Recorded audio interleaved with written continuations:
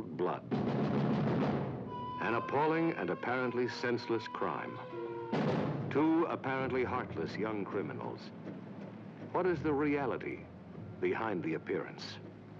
Richard Brooks, a director of great forcefulness, was determined to capture the reality with absolute honesty.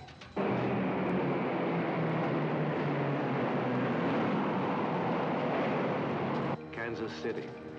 The film company moves here because it was from this bus terminal that the real Perry Smith made a crucial telephone call. The real Dick Hickok stopped at this gas station on the way to the fateful meeting with his partner. In this store, the killers bought the rope and tape with which they bound and gagged their victims.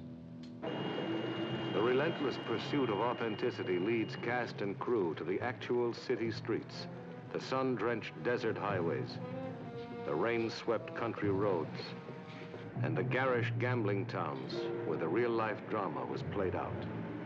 Many of these same spectators and reporters were in the sullen crowd that saw the killers brought to this courthouse after their capture. In this courtroom, they were tried for murder, and 7 of the jurors are the actual men who decided their fate. Actor John Forsythe portrays the agent who solved the crime, a remarkable look-alike for Alvin Dewey, the real-life investigator. These are the real killers. These are the actors who play their parts. So uncanny are the resemblances that they have said, sometimes we get the creepy feeling that we really are those guys. Robert Blake plays Perry Smith. Scott Wilson plays Richard Hickok. The crime depicted in Cold Blood took place inside this house. It is reenacted inside this house so that the motion picture itself becomes a terrifyingly true story of our generation. A generation both repelled and attracted by violence.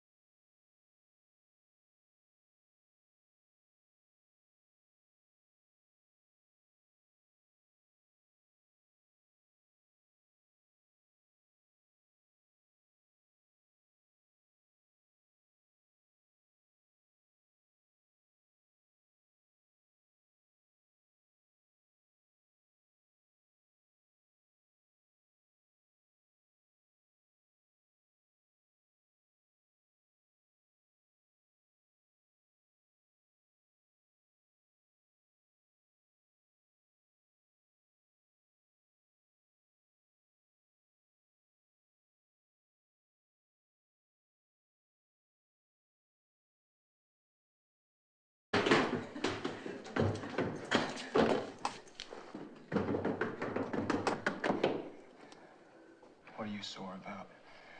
We got no beef. It's us against them. This is between us. It's got nothing to do with them. Look at me, boy. Take a good look. I'm the last living thing you're ever gonna see.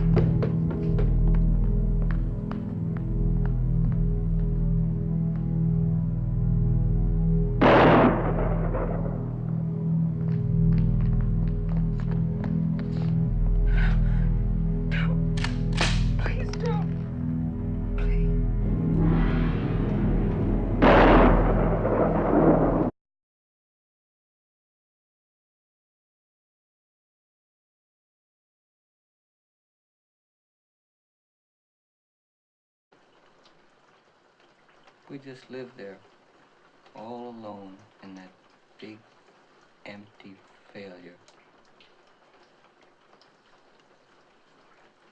Till he couldn't stand the sight of me.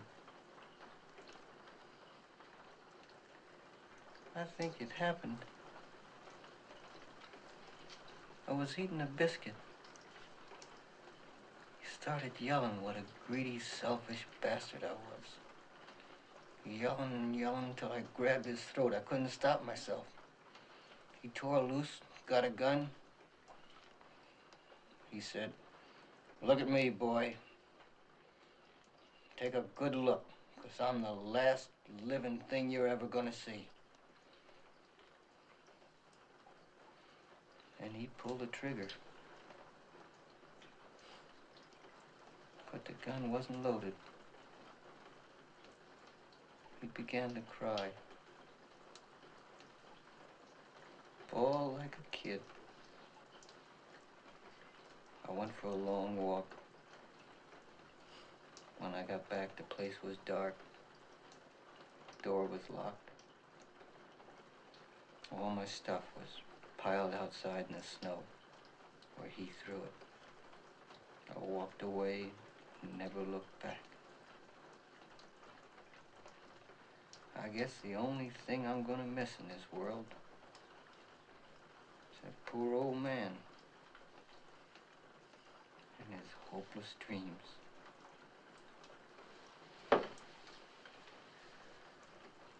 I'm glad you don't hate your father anymore. But I do.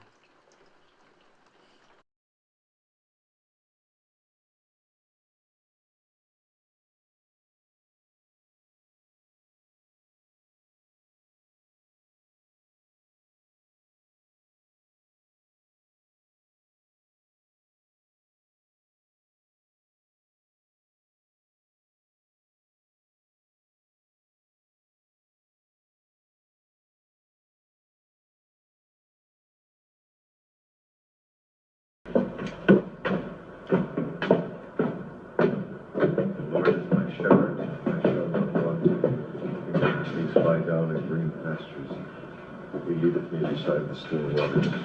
He restoreth my soul. He leadeth me in the paths of righteousness for his name's sake. Yea, though I walk through the valley of the shadow of death, I will fear no evil, for thou art with me. Thy rod and thy staff, they comfort me. Thou preparest a table before me in the presence of mine enemies. Thou anointest my head with oil. Is God in this place too? My cup runneth over. Surely goodness and mercy will follow